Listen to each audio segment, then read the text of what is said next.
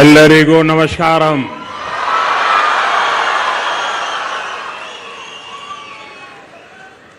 ಸುತ್ತೂರು ಸಂಸ್ಥಾನವು ಶಿಕ್ಷಣ, ಸಾಮಾಜಿಕ ಸೇವೆ, ಅನ್ನದಾಸೋಹಕ್ಕೆ ಪ್ರಖ್ಯಾತಿ ಪಡೆದಿರುವ ವಿಶ್ವ ಪ್ರಸಿದ್ಧ ಸಂಸ್ಥೆಯಾಗಿದೆ.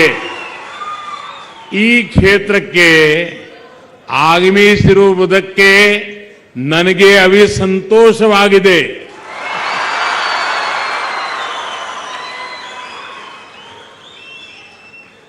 श्रद्धेय श्री शिवरात्रि देशी केंद्र महास्वामी जी, श्री सिद्धेश्वर महास्वामी जी, श्री सिद्धलिंगा महास्वामी जी, कर्नाटक के मुख्यमंत्री श्री बसवराज जी, केंद्रीय मंत्रिमंडल के मेरे साथी प्रहलाद जोशी जी, कर्नाटक सरकार के मंत्री, सांसद, विधायक और सत्तूर मठ से जुड़े आप सभी श्रद्धालुगण और विशाल संख्या में यहां आशीर्वाद देने आए पूज्य संतगण, मैं मैसूरू की अधिष्ठात्री देवी माता चामुंडेश्वरी को प्रणाम करता हूं. ये मां की कृपा ही है कि आज मुझे मैसूरू आने का सौभाग्य मिला.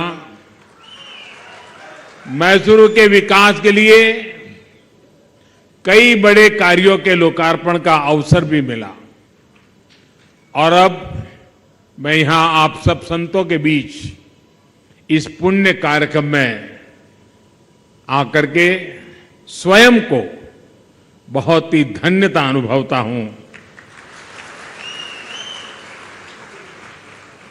और यहां से मैं मां चामुंडेश्वरी के चरणों में जाऊंगा, उनके भी आशीर्वाद लूंगा. इस आध्यात्मिक अवसर पर मैं श्री सुत्तूर मठ के संतों, आचार्यों और मनीषियों को इस मठ की महान परंपरा, उसके प्रयासों को नमन करता हूं. विशेष रूप से मैं आदि जगत गुरु शिवरात्रि शिवयोगी महास्वामी जी को प्रणाम करता हूं, जिन्होंने इस आध्यात्मिक वटवृक्ष के बीज रोपा था.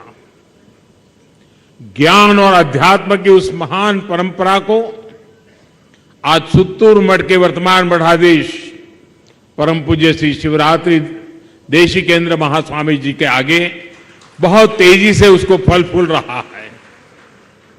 श्री मंत्र महर्षि जी द्वारा शुरू की गई पाठशाला ने श्री राजेंद्र महास्वामी जी के मार्गदर्शन में इतना विशाल प्रकल्प लिया.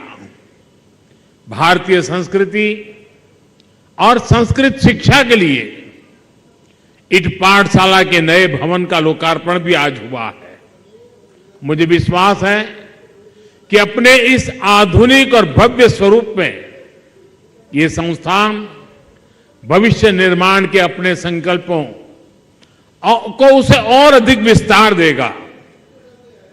मैं इस अभिनव प्रयास के लिए आप सभी को सर झुका करके अभिनंदन भी करता हूं, अनेक अनेक शुभकामनाएं भी देता हूं. साथियों, आज मुझे श्री सिद्धेश्वर स्वामी जी द्वारा नारद भक्ति सूत्र, शिव सूत्र और पतंजलि योग सूत्र पर अनेक भाष्यों के लोकार्पण का भी अवसर मिला है. पूज्य सिद्धेश्वर स्वामी जी भारत की उस प्राचीन ऋषि परंपरा का प्रतिनिधित्व कर रहे हैं जिसे शास्त्रों में श्रुत परंपरा कहा गया है. श्रुत परंपरा यानी जो सुन लिया उसे मस्तिष्क और हृदय में धारण कर लिया. विश्व योग दिवस के अवसर पर पतंजलि योग सूत्र का भाष्य, नारद भक्ति सूत्र और शिव सूत्र के जरिए भक्ति योग और ज्ञान योग को सहज सुलभ बनाने का यह प्रयास, इसका लाभ न केवल भारत को बल्कि पूरे विश्व को मिलेगा। और मैं आज जब आप सबके बीच में हूं तो मैं कर्नाटक के जो विद्वत जन है उनसे प्रार्थना करूंगा कि दुनिया में समाज विज्ञान पर जो कुछ भी लिखा गया है पिछले 4-5 शताब्दियों में, अगर उसका अध्ययन करेंगे तो इस विषय के जानकार लोग इस बात पर पहुंचेंगे कि नारद सूक्त उससे भी पुराना है और समाज विज्ञान का एक बहुत बड़ा उत्कृष्ट संपुट हमारे पास है। दुनिया के लिए आवश्यक है कि एक बार अध्ययन करें। जो पश्चिम के विचारों को जानते हैं वो कभी नारद सूक्त के माध्यम से दुनिया को देखने का, समाज व्यवस्था को देखने का, मानवीय मूल्यों को देखने का अद्भुत ग्रंथ ये नारद सूक्त है और उसको आज आधुनिक परिभाषा में परिभाषित किया है। समाज की बहुत बड़ी सेवा की है आपने। साथियों, हमारे शास्त्रों में कहा गया है कि ज्ञान के समान पवित्र कुछ भी नहीं है और ज्ञान का कोई विकल्प भी नहीं है। और इसलिए हमारे ऋषियों ने, मनुष्यों ने भारत को उस चेतना के साथ गढ़ा जो ज्ञान से प्रेरित है, विज्ञान से विभूषित है, जो बोध से बढ़ती है और शोध से सशक्त होती है। युग बदले, समय बदला, भारत ने समय के अनेक तूफानों का सामना भी किया, लेकिन जब भारत की चेतना क्षीण हुई तो देश के कोने कोने में संतों ने, ऋषियों ने, मुनियों ने, आचार्यों ने, भगवंतों ने पूरे भारत को मत कर देश की आत्मा को पुनर्जीवित कर दिया। उत्तर में मेरी काशी से लेकर यहीं पास में नंजरगुड़ दक्षिण काशी तक मंदिरों और मठों की सशक्त संस्थाओं ने गुलामी के लंबे कालखंड में भी भारत के ज्ञान को प्रदीप्त रखा। मैसूरू में श्री सुतुरु मठ, तुमकुरु में सिद्धगंगा मठ, चित्रदुर्ग में श्री श्रीगेरी मठ, मुरुगेंद्र राजेंद्र मठ, चिकमंगलुरु में श्री रंभापुरी मठ, हुबली में श्री मुरुसाविरा मठ, बीदर में बसव कल्याण मठ, अकेले दक्षिण भारत में ही ऐसे कितने ही मठों का केंद्र है जो असंख्य विद्याओं, अनंत विद्याओं को सदियों से सींचते आ रहा है। साथियों, सत्य का अस्तित्व संशोधन पर नहीं, सेवा और त्याग पर टिका होता है। श्री सुतुर मठ और जेएसएस महाविद्यापीठ इसका बड़ा उदाहरण है। श्री शिवरात्रि राजेंद्र महास्वामी जी ने जब समाज सेवा का संकल्प लेकर निशुल्क हॉस्टल खोला था तब उनके पास क्या संसाधन थे? किराए की इमारत थी, राशन आदि की व्यवस्था के लिए भी जरूरी पैसे नहीं थे। और मैंने सुना था कि एक बार पैसे के अभाव में हॉस्टल की चीजों की सप्लाई रुक गई तो स्वामी जी को लिंगम करडिगे भी बेचना पड़ा था। यानी उन्होंने सेवा के संकल्प को आस्था से भी ऊपर माना। दशकों पहले का वो त्याग आज सिद्धि के रूप में हमारे सामने है। आज जेएसएस महाविद्यापीठ द्वारा देश से 300 से ज्यादा इंस्टीट्यूट्स और 2 यूनिवर्सिटीज देश विदेश में चल रही है। ये संस्थान न केवल भारत के आध्यात्मिक और सांस्कृतिक ब्रांड एम्बेसडर्स है, बल्कि साइंस, आर्ट्स और कॉमर्स के भी उतना ही योगदान दे रहे हैं। सुत्तरू मठ गरीब बच्चों की, आदिवासी समाज की और हमारे गांव की जो सेवा कर रहा है, वो भी अपने आप में एक उदाहरण है। साथियों, कर्नाटका, दक्षिण भारत और भारत की बात हो, शिक्षा, समानता और सेवा जैसे विषय हो, तो ये विमर्श भगवान बसवेश्वर के आशीर्वाद से और विस्तारित हो जाते हैं। भगवान बसवेश्वर जी ने हमारे समाज को जो ऊर्जा दी थी, उन्होंने लोकतंत्र, शिक्षा और समानता के जो आदर्श स्थापित किए थे, वो आज भी भारत की बुनियाद में है। मेरा एक बार लंदन में भगवान बसवेश्वर जी के प्रतिमा का लोकार्पण का सौभाग्य मुझे मिला था,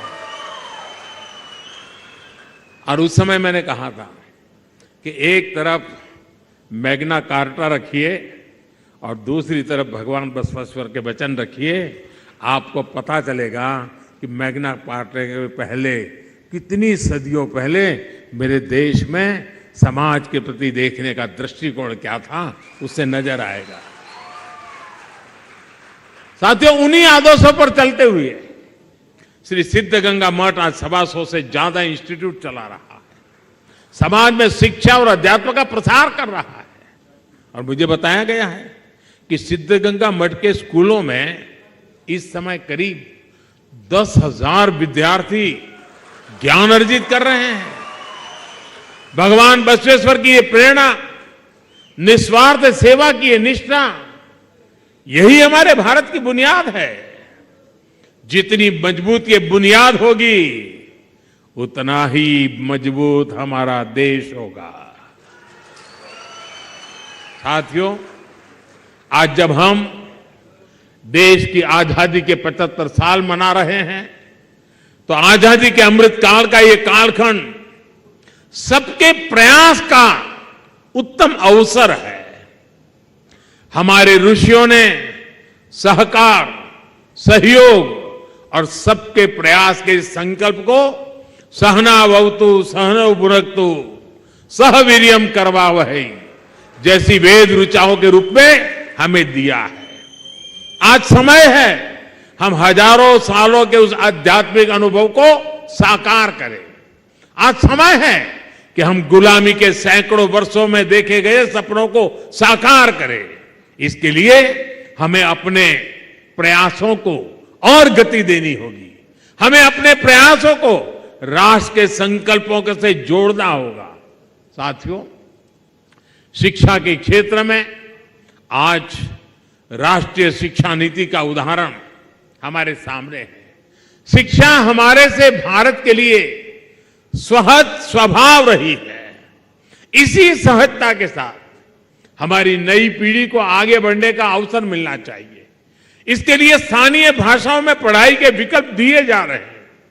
कन्नड़ा, तमिल, तेलुगु के साथ साथ संस्कृत जैसी भाषाओं को भी प्रमोट किया जा रहा है।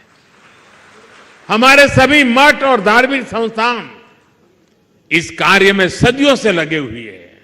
मैसूरू तो ऐसी जगह है जहां से देश का एकमात्र संस्कृत दैनिक अखबार सुधर्मा आज भी प्रकाशित हो रहा है। अब देश भी आपके इन प्रयासों में अपना सहयोग दे रहा है, इसके लिए हर संभव प्रयास कर रहा है।